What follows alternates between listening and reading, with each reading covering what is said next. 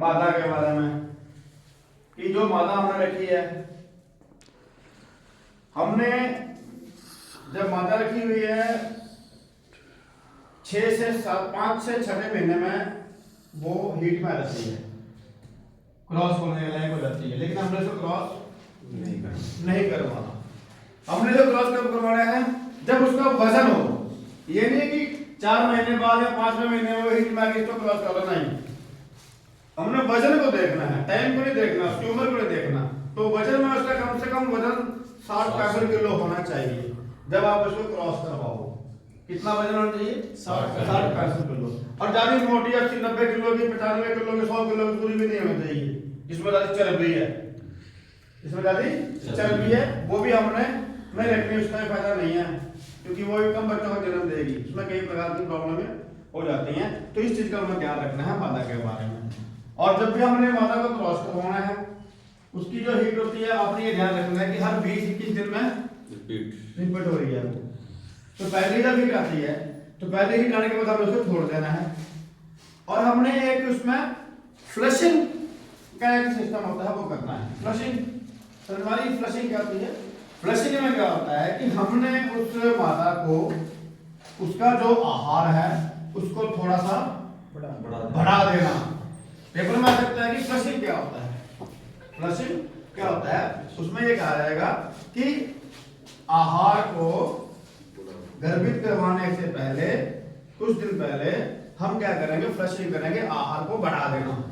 तो उसके आहार जैसे मान लो 1.5 किलो खा रही है, तो हम 1.5 किलो की जगह उसको 2.25 किलो या 2 किलो आहार डालना शुरू करेंगे। इससे क्या होगा, जब हम उसको गर्भित करवाते हैं तो उसके अंदर जो अंडाणु हैं वो ज्यादा निकलेंगे और वो बढ़िया बच्चों को जन्म देगी। ठीक है जी, इसलिए हमने इस चीज का ध्यान रखना है। 3 दिन तक उसके अंदर हीट पीरियड रहता है, तो आपने पहला दिन छोड़ के दूसरे और तीसरे दिन उसको क्रॉस करवाना चाहिए। कौन से दिन? दूसरे या तीसरे दिन आपने उसको क्रॉस करवाना है जी। उसके बाद आपने उसको देखना कि अगले 20-21 दिन तक, अगले 20-21 दिन तक वो दोबारा से हीट में नहीं आई, कोई डिस्चार्ज नहीं दे रही, इसका मतलब ये हमारी जो प्रेग्नेंट है सूरी जो है वो ज्ञापन हो गई है। अब हमने इसकी देखभाल करनी है। जब फर्स्ट टाइम हीट में आती तब तो नहीं करवाना। फर्स्ट टाइम हीट में आई आप उसको छोड़ दीजिए, तो उसको आप फ्लशिंग करो, यानी कि अगले 5-7-10 दिन के बाद आप उसके दाने पानी में थोड़ा चेंजिंग कर दो, थोड़ा दाना पानी को बढ़ा दो। चेंजिंग का मतलब बढ़ा दो, जहां 1.5 किलो दे रहे हो उसको 2.25 किलो 2 किलो डालो। इससे क्या होगा, जो अंडाणु जुड़ते हैं जिनसे बच्चे बनने हैं वो ज्यादा होंगे, उनकी ग्रोथ ज्यादा हो जाएगी, और जितने ज्यादा होंगे उतने ज्यादा बच्चे होंगे और बच्चे हमें चाहिए। तो ये होता है फ्लशिंग करना। तो दूसरे और तीसरे दिन हमें उसकी मीटिंग करवानी होती है। मीटिंग करवाने के बाद 21 दिन तक देखना आपने, अगर वो दोबारा से हीट में आ रही है तो आपने फिर इसकी मीटिंग करवानी है, नहीं तो आपने अपने पास लिख लेना है, टाइम रिकॉर्ड मेंटेन कर लेना है कि हमने इस तारीख को वो गैप में लगी और कितने दिनों में वो बच्चा जन्म देगी। 114-15। हाँ 114 दिन, 2 दिन ऊपर या 2 दिन नीचे हो सकते हैं। कितने दिन? 114 दिन, या 2 दिन ऊपर भी हो सकते हैं और 2 दिन नीचे हो सकते हैं। इसलिए पेपर में आता है कि कितने दिन का गर्भकाल होता है इसका, तो 114 दिन का गर्भकाल होता है। कहीं आप 310 में लिख देना, 310 तो भैंस का होता है, 280 जो है वो गाय का है, तो इसका है 114 दिन, 2 दिन ऊपर या 2 दिन नीचे। तो ये 3 का मेथड है। हाँ 3 दिन का मेथड है, 3 महीने 3 हफ्ते 3 दिन, ऐसे है ना, 3 महीने 3 हफ्ते 3 दिन, उसका आप ध्यान रखें।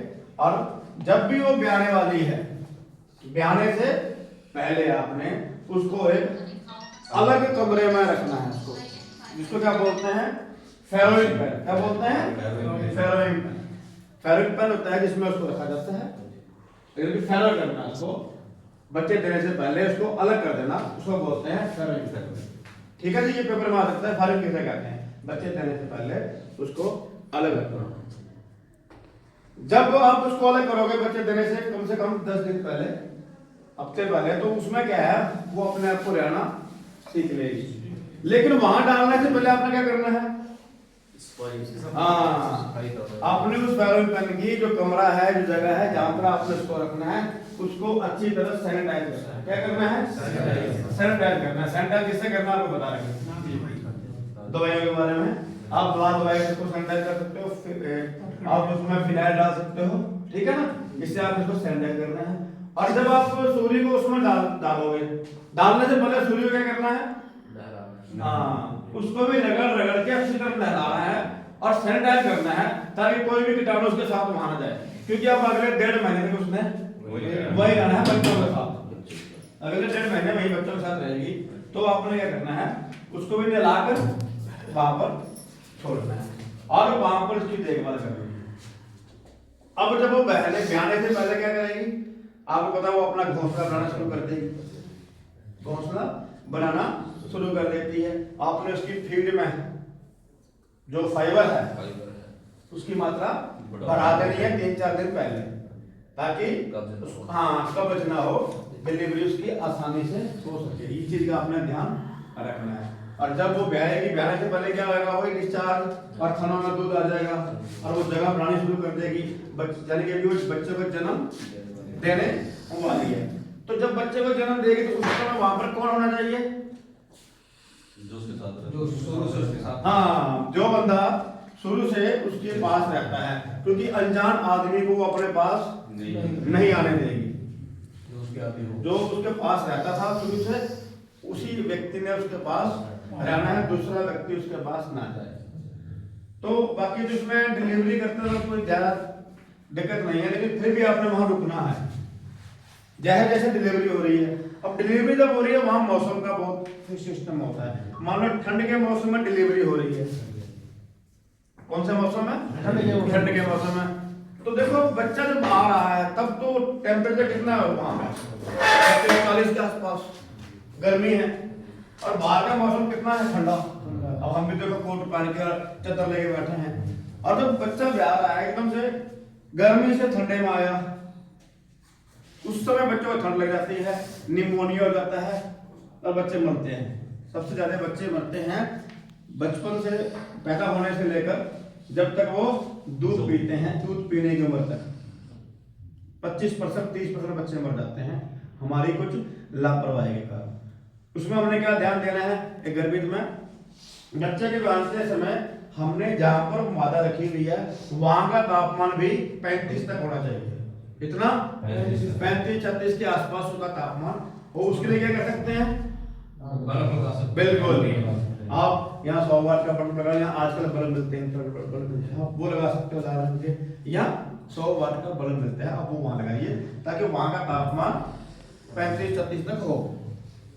बच्चे डिलीवरी हुई, बच्चा निकला, आपने उसको साफ कपड़े से अच्छी तरह पहुंचना है। उसकी जो नाभि है, उसकी नाभि को ऊपर से कम 1-1.5 इंच छोड़कर नीचे धागा क्या करना है? धागा बांधकर और साफ नए ब्लेड से 1 इंच छोड़ के उसको काट देना है। और वहां पर कोई भी टिंचर आयोडीन या बीटाडीन या आयोडीन डिटॉल ये चीज आप लगाओ, या लाल दवाई का जैसे बता रखा है आप वो लगाओ, और उसको जो डिब्बा आपने रखा हुआ है जिसमें बल्ब लगाया हुआ है उसमें टोकरी ले लो आप, यानी तो ये क्रेट होती है आलूओं की, टमाटरों की, आप ये ले लो, उस बच्चे को उसमें रखो कुछ समय के लिए। इतने में दूसरा बच्चा आ जाएगा, वो भी इस तरह डिलीवरी होती जाएगी। आप बच्चों को ऐसे करके उसमें रखते चले जाओ, इतने में वो एक्टिव हो जाएंगे 5-7-10 मिनट में। और फिर आपने क्या करना है?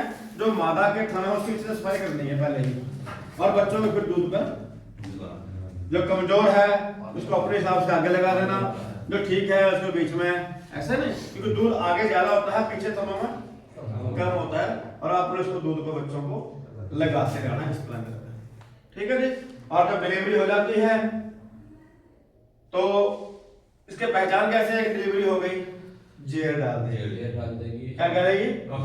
हाँ, जेल डाल देगी, और उसकी कंपी जो है वो बंद हो जाएगी। जो पिछली टांगों से कांपती है ना, वो कांपना उसका बंद हो जाएगा, यानी कि अब इसने बच्चों को जन्म दे दिया। ये अब भी कांप रही है, इसका मतलब अब भी कहीं ना कहीं बच्चा, देखा आपने कभी ये चीज? आपको फार्म है, आपको पता होगा, अगर उसमें अब भी कोई बच्चा रहता है, आप जेल कहीं भी जेल डालने के बाद ही बच्चा रहता है, जेल डालने के बाद भी पशु बच्चे को जन्म दे देती है। अगर जेल डालने के बाद भी कम भी उसके पैरों में यानी कि बच्चा अटका हुआ यहाँ आ रहा है, तो आप वेट करो 2 मिनट 3 मिनट वेट कर लो, आ गया ठीक है, नहीं तो हाथों में दस्ताना लगा कर तेल लगा कर उसको हल्का सा देखो कहीं बच्चा फंस तो नहीं गया, उसको निकाल लो। और उसके बाद जब डिलीवरी हो जाएगी काम को भी बंद हो जाएगी और फिर मुंह से आवाज लगाएगी, घुर घुर घुर करेगी। क्यों? दूध पिलाने के। हाँ बिल्कुल, वो बच्चों को बुलाती है कि आ जाओ और दूध पियो, वो घर घर करके आवाज लगाएगी बच्चों को कि दूध पियो, यानी कि डिलीवरी हो चुकी है। बच्चों का दूध पीने के बाद आपने बच्चों को टोकरी में रखना है गरमाइश में, और वहां की सफाई करनी है अच्छी तरह, लाल दवाई से विटामिन से या डेटॉल से फिटकरी से, इनसे आपने क्या करना है, सूर्य की अच्छी तरह गर्म कर पानी को कपड़े को उसमें डुबोकर साफ कर थनों की और सूर्य की अच्छी तरह, और जहां पर गई थी उस जगह की सफाई कर देनी है, उसमें कीटाणु राइट कर देना है, ठीक है जी। और उसको आपने वो काढ़ा जो मैंने बताया था आपको, काढ़ा बनाया था जिसमें कुछ सौंठ वगैरह, अपना गुड़ है, चौकर थी और काली मिर्च, अजवाइन, ये देसी फॉर्मूला था जो आपको बताया था, ये आपने काढ़ा उसको पिला देना है, उसमें चौकर वगैरह डालकर अगले 2 3 4 दिनों के लिए, ताकि उससे गर्भाशय की क्या हो जाए, सफाई हो जाए। और दोबारा गर्भाशय की सफाई होगी तो उसको मेटाइटिस नहीं होगी, यानी कि गर्भाशय का संक्रमण नहीं होगा, और मस्टाइटिस भी नहीं होगा, यानी कि थैलेरिया रोग जो है, ये दोनों रोग गर्भाशय के संक्रमण के कारण होते हैं, ठीक है जी। तो यहाँ पर आपने इन चीजों का ध्यान रखना है। यहाँ तक आपने ध्यान कर लिया तो आपके बच्चों की जो मॉर्टिलिटी है, मरना है, वो कम हो जाएगा, क्योंकि बच्चे ठंड से मरते हैं। 5-6 दिन हैवी डाइट नहीं देनी उसको, थोड़ी नॉर्मल डाइट करनी। अब ब्याने के बाद एक बार और देखनी है आपने, हर रोज आपने दोनों टाइम हो सके तो सिर्फ 4 दिन 5 दिन के लिए, अगर हो सके तो दोनों टाइम अगले 4-5 दिनों के लिए, जब भी आप बच्चों को दूध पिलाने के लिए छोड़ते हो, सुबह या शाम का 3 टाइम दूध पिलाओगे आप,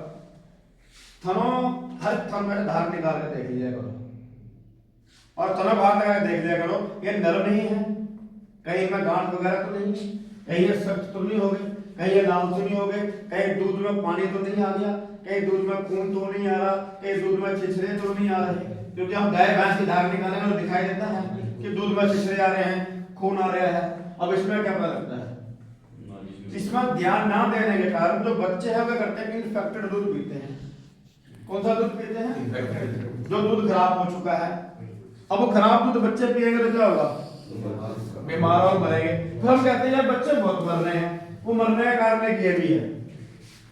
इसलिए आपने जो 4 दिन है 5 दिन है, उसमें हो सके तो दोनों टाइम सुबह और शाम बच्चों के दूध को अपने हाथ पर डालकर आपने चेक कर लेना है कि ठीक है। अगर दूध में इन्फेक्टेड है, कुछ इन्फेक्शन है, तो डॉक्टर को बुलाएं और वो दूध बच्चों को ना पिलाएं, नहीं पिलाना, क्योंकि वो दूध खराब है ना, दूध पिएगा तो बच्चा मरेगा, तो वो दूध बच्चे को ना पिलाएं, उसको अलग से निप्पल में दूध पिलाएं, अलग से निप्पल में दूध पिलाएं। दूध किसमें पिला सकते हो आप, गाय का या बकरे का दूध थोड़ा हल्का सा गर्म करके, और वो अपने बच्चों को पिलाना है जब तक वो थम ठीक नहीं होता।